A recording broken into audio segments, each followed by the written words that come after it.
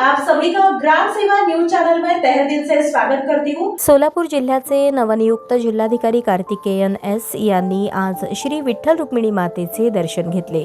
यावेळी मंदिर समितीच्या वतीने मंदिर समितीच्या सदस्या शकुंतलाताई नडगिरे, नगराध्यक्षा प्रणिता भालके यांनी जिल्हाधिकारी कार्तिकेयन एस यांचा उपरणे व श्री विठ्ठल रुक्मिणी मातेची मूर्ती देऊन सत्कार केला।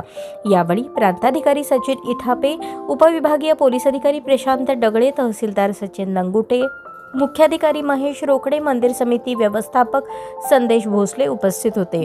कार्तिकेयन एस हे भारतीय प्रशासकीय सेवेतील 2020 बॅचचे IAS महाराष्ट्र गेडरचे अधिकारी आहेत। ते यापूर्वी कोल्हापूर जिल्हा परिषदेचे मुख्य कार्यकारी अधिकारी म्हणून पदभार कार्यरत होते। सोलापूर जिल्हाधिकारी पदाचा पदभार स्वीकारण्यापूर्वी त्यांनी पंढरपूर येथे भेट देऊन श्री विठ्ठल रुक्मिणी मातेचे दर्शन घेतले।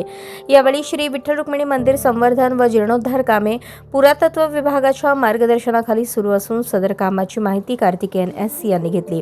यावेळी मंदिर समितीचे व्यवस्थापक संदेश भोसले यांनी श्री विठ्ठल रुक्मिणी मंदिरात सुरू असलेल्या व करण्यात आलेल्या कामांची माहिती दिली। यावेळी प्रांताधिकारी सचिन इथापे यांनी पंढरपूर तालुका प्रशासनाच्या वतीने नवनियुक्त जिल्हाधिकारी कार्तिकेयन एस यांचा पुष्पगुच्छ देऊन सत्कार केला।